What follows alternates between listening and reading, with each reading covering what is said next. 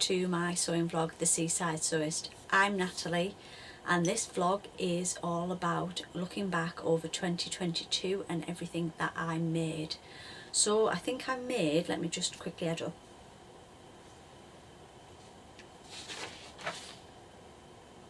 14 items, which for me, I think that's brilliant. It's more than one a month. So I'm going to talk you through each one, put up photographs and patterns and everything here. It may be a bit of a long one. I might have to put it in part 1 and part 2, but grab a cuppa, because it's going to be one of those where you need to put your feet up and have a cup of tea and a slice of cake. So the first thing that I made last year was the Ilford Jacket by Friday Pattern Company. So I'll put a picture in of the pattern here. This is available in sizes XS to 7X, which is a fantastic range of sizes. There's a couple of different variations. You can do a jacket with cuffs, a jacket with a box sleeve, a longer like shirt jacket. I thought about this for quite a long time. A lot of preparation went into my jacket, and I used like a tartan coating from Minerva that I bought from Minerva, and I also decided that I wanted to line it with Sherpa fleece. Now you learn as you go on with sewing. I put the fleece on the collar, as you can see in some of these pictures I'm putting in here. I've lined the coat inside with it. I put a little coating on the pockets. What I shouldn't have done is done the full sleeve. It ended up making it quite small because I'd sized down anyway. So I probably wouldn't line it that heavily next time, but I was happy with the result. I put brass proper buttons down the front rather than trying to fight with the coating to put that through the buttonhole on my machine. I haven't made it since. I think I'd like to make it in the sort of shacket look next time, but it was quite an enjoyable make. It was a long and involved make, and I think it was not my first cut actually, but I'd make it again. The next pattern that I made was the McCalls M8027, which I'll pop in here, which is a shirt pattern, and I made this out of a Robert Kaufman grey brush cotton. As part of the Minerva ambassador team, so this fabric was gifted to me in return for a blog post. Again, I enjoyed making this. It was quite a long make because every piece after you had sewn it was then top stitched, which is a lovely way to finish it, but it's just quite methodical. I had a little bit of a drama where I made 2 of the same sleeve rather than a right and a left, and it took me quite a while to work out why it didn't look right. But apart from that, doing like a yoke and a collar and things like that, again, I was really happy with that. So I'll put some pictures in here of me wearing that. So the next thing I made was what I'm actually wearing today, which is the Megan Nielsen Jarrah Sweater. This comes in a few different views. I made the normal view A, I think, which was just with cuffs and a hemband, but you can do it with a tie front, you can do it with a dropped hem, and this comes in sizes UK 6 to 20, and you can use sweatshirting. I think you can actually use cotton jersey and things like that. So just a quick and easy make. Made it all on the overlocker. I made this again as part of the Minerva ambassador team, and it's a pink fleece back sweatshirting. Just used the same for the neckband, the hemband and the cuffs, and it's lovely and snuggly today because it's still a bit chilly here in the UK. The next item I made in 2022 was the Jennifer Lauren Handmade Gable sweater. Now I bought this the previous year from Guthrie and Garney, where they do a kit and it has the pattern, all the notions you need and the fabric of your choice. So I chose a blue and white striped French terry. I am not a lover of French terry. There's two fabrics that I just can't get on with. One is double gauze and the other one is French terry. I don't know, I can't get on with it. But this was absolutely fine. You know, this got like a 50s style boat neck, which when you're using stripes, you've got to really watch what you're doing so that the stripes run correctly. It's designed for confident beginners. I agree with that. And it comes in sizes 6 to 34, so again a great size range. I think there's a couple of variations. You can do it with long sleeves, you can do it with short sleeves. When I was preparing to make it, I noticed that a lot of people had the boat neckline was very high up, so I'd watched a tutorial of how to lower it slightly. So as you can see on my pictures here, I have lowered the neckline. It's still high, but I've lowered it slightly so it was more comfortable on me. The next item I made was a pattern test for bobbins and buttons, and it was the Lisa hoodie. So I'll pop a picture in of the hoodie here. Now I made this in a sweatshirt and bundle that First for Fabrics, was selling, and it was a mystery box. You didn't know what you were getting, so I received a white sweatshirt in with black scribble dots and black ribbing. There wasn't enough to make the hoodie, so I messaged them once I'd ordered it and said, please can I buy another half a metre of whatever you're supplying me with. So they did. They were lovely, they did that for me.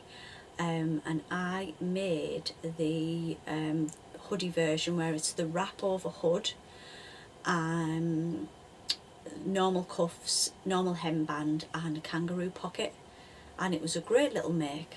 I really loved it and I think it looks great. So here's a picture of me wearing that. So that is available in sizes XS to 2XL, and you can use heavy sweatshirt or French terry to make that. So that's one I do recommend. It is really lovely. The next item that I made was probably my most made pattern. I do kind of keep going back to it. I do like it a lot, and it's the Tilly and the Buttons Stevie. So I'll put a picture in here of that. So my next make was a tried and tested, probably one of my most made makes, which is the Tilly and the Buttons Stevie top and tunic. So I'll put a picture in here of that. Personally, I think this pattern looks better in a cotton or a structured fabric rather than a drapey viscose, but I've made it in both.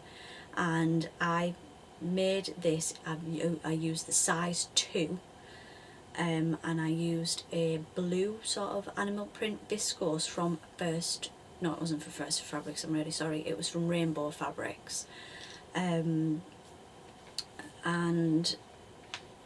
I made the top version with the tie back fastening, and I made this for like fine dining meal that we went on with friends. So here is me having a cocktail whilst wearing my top, and I just love this pattern. It's a really nice pattern. So it is available in sizes, Tilly sizes 1 to 15. Can I find out what that means? I think it's something like a size 8 up over. So it's really inclusive, and you can use light to medium weight woven fabrics such as linen, double gauze, chambray, cotton lawn, viscose, but I do prefer to use stiffer fabric. So I'll put a picture in here of my first one that I made, which was in a cotton lawn, and I just think that it sits better. Yeah, it doesn't sort of hang on me like the viscose does, but horses for courses. Right, my next make was one of those very annoying things that you do that you can't undo. It was the chalk and notch fringe dress, and I made it in, so I'll put the chalk and notch thing up here for you, and I made it in a fabric that I got in the So Hailey Jane box, which was sort of Cath Kidston-esque look for me. Size down, which I wouldn't do again, and so I had to sort of squeeze it on, which was fine. I then cut far too much off the hem, so it actually looks indecent. So this is a picture of me wearing it, and a lot of people said put a ruffle on it, make it into a peplum top. Unfortunately it has just gone to the back of the wardrobe. It's very annoying. I'm kind of glad I made it in that fabric, because I did buy this as part of a Minerva kit that they release, and it had an art gallery rayon in it, which is gorgeous, which I will make this in, but I'm glad I had a bit of a test first, because if I'd have destroyed that fabric I would have been very upset. It was very annoying because it was a lovely dress and I just cut far too much off the hem. It's got like a curved hem, which didn't suit me anyway, so next time I do it I will just cut it straight round. But you live and learn. So the sizes in the chalk and notch fringe dress are 0 to 30 with 2 bust options. It's got a couple of different views. One's got a button up front with elbow sleeves and a sleeve tab, which I think is the one I made. And some you can put optional waist ties on and things like that. So I think if I sized up, I'd put the waist ties on to pinch it in at the middle. So I think that's what I'll do next time I make that one. So the next pattern that I made was a simplicity pattern, which I think was part of like a Minerva showcasing a simplicity pattern. So it is Simplicity 8735, and I will pop a picture of it in here. It's not the best wrap dress pattern, but maybe it's the fabric that I made it in. So I made it in a So Hailey Jane waffle cotton, which is quite stiff, so the front sort of sits forward. I've yet to find a wrap over woven pattern that I can get away with, so if anybody can recommend one, that'd be great. So this comes in sizes, it's two size ranges, sorry, 6 to 14 or 16 to 24. And if you're into independent patterns, the big 4 patterns are not as detailed instruction wise, so you kind of have to read forward a few, but it looked fine, so I'll put a picture in here of me wearing that. Would I make it again? I have actually got it cut out in another fabric, a more drapey fabric, so I'm going to have to make it again. But that'll be a good test of what different fabrics look like in it. So that was that one. So my next make is my favourite make of the year.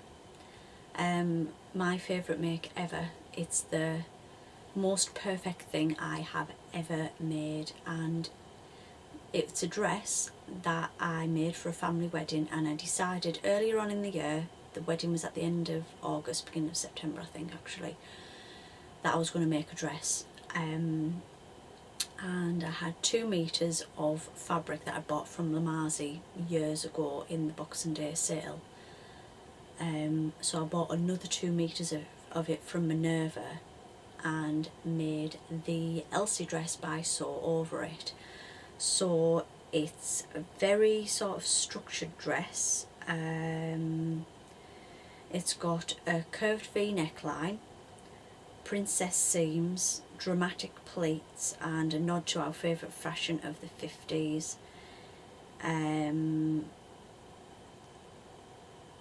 It's available in sizes 8 to 20. This is the pattern, and then I'll put in a few pictures of me wearing this. Now, we were having that good a time at the wedding, I didn't actually get any pictures at the wedding. I had to do them when I came home, but it's just, I felt $1 million in it, and the amount of comments that I got just for the dress, you know, oh, I love your dress. And then when I told people that I'd made it, they were like, what? They couldn't get over it. So it's available in sizes 8 to 20, and it recommends that you use cotton lawn or rayon. I think mine was a cotton sateen, because I wanted it to make those front pleats quite bold, but it was my first invisible zip and that went in first time perfect, and I was just happy with every single bit of it. There's a bit of hand sewing, you've got to invisible stitch the hem up. I just loved making it. And to go with that, I made a matching clutch bag, and that was from an Etsy store called Constructive Patterns, and it was a clutch bag that took longer than the dress to make. So it had like a bow, integral bow on the front, so I'll put a picture of that in as well.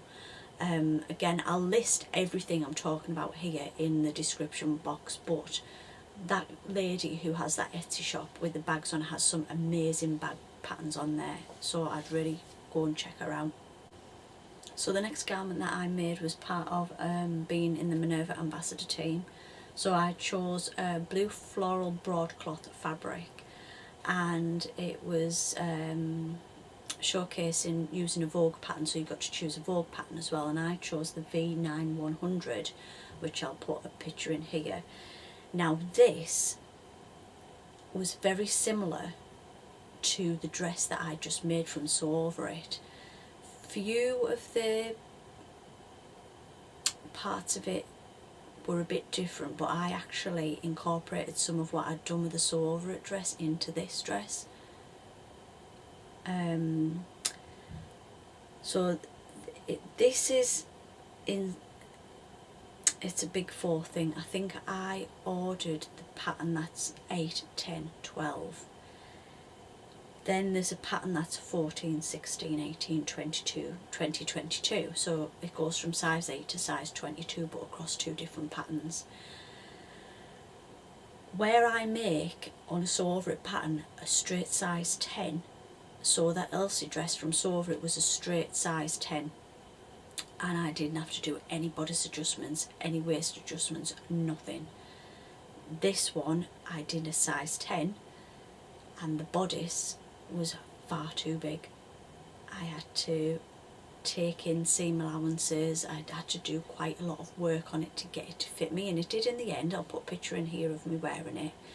Now I did use it in quite a structured fabric of broadcloth. I'd never used one before, and I wanted again for this to have a structure.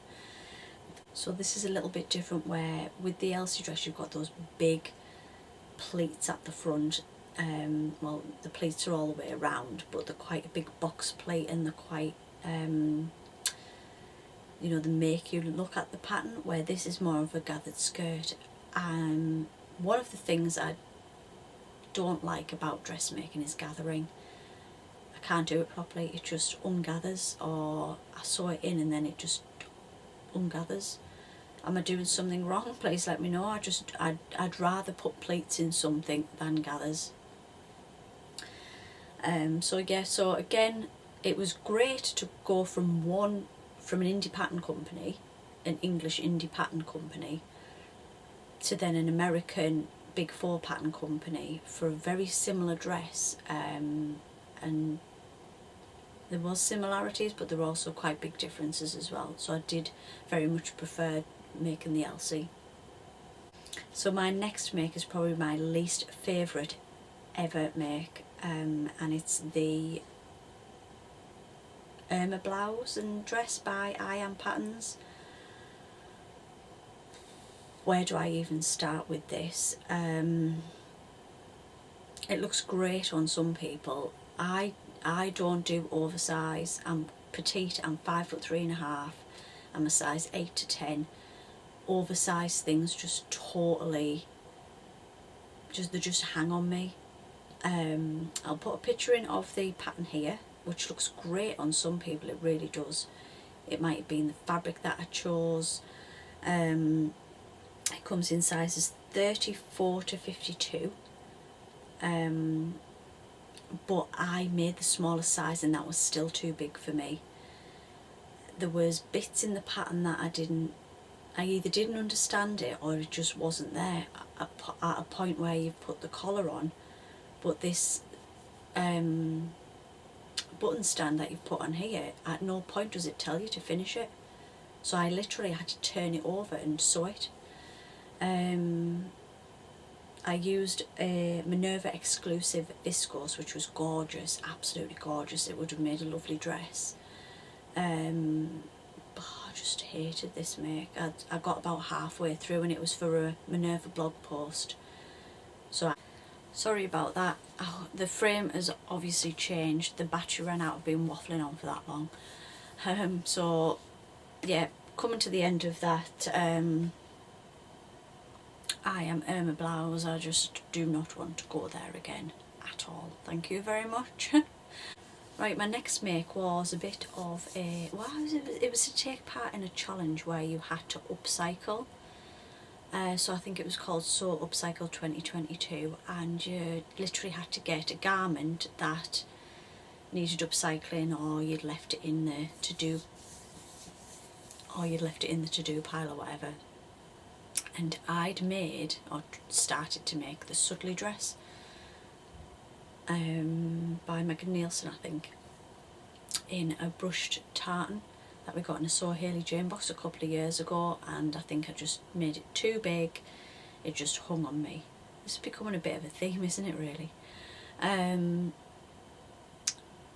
So I cut the skirt bit off, and I think I've got a picture of the before thing, so I'll put that in. So I literally took the skirt part off and got the pattern piece for the bateen from Tilly and the Buttons. There was enough skirt piece to cut the new skirt out, which is more of a pencil skirt. And then I had to sort of play around a bit with the top, because the top is lined, so I sort of had 4 pieces, but the 2 front pieces that have like a what would we call this? A keyhole bit. Those 2 pieces were no good, so I literally used the 2 back pieces to make a front and back bodice, and then I put sleeves in, so it doesn't look like the bateen, but it's kind of a mash-up using some of the bateen pieces. I put a collar facing on. I was quite proud actually that I'd literally just randomly put this dress together, so I'll put a picture in here of me wearing that. So that was a good challenge. We are nearly there now. So my next make was the Marlow Sweater by True Bias, which to us in the UK is more of a cardigan. This ended up in the naughty corner. I was gifted some chunky knit fabric from Minerva, so I'll put a picture of the Marlow Sweater in. Now you can either do it cropped or you can do a long line, so I wanted to do a long line chunky knit cosy beige jumper kind of thing. Oh my god, this fabric actually destroyed my overlocker. I don't know what I was thinking. I was trying to get the blade to actually cut as it was overlocking, instead of just maybe overlocking the edges of it as you could see it. I ended up having to buy new blades and install them myself, which was really easy by the way. But at one point I was trying to overlock 4 pieces of this chunky knit, and there was no way I was then going to try and do buttonholes. It was just one of those makes where you just can't wait for it to be over, to be fair. I'm anything but honest. And so this is a picture of me wearing it. It's not my most favourite make, it's just been chucked to the back of the wardrobe. I'd make the Marlow sweater again, but probably in like a sweatshirt in or something like that, but I wanted to do a cosy knit. Yeah, not my best make. And my last make, you'll be glad to know, we're coming to the end. My last make of the year was, I never know how to pronounce this.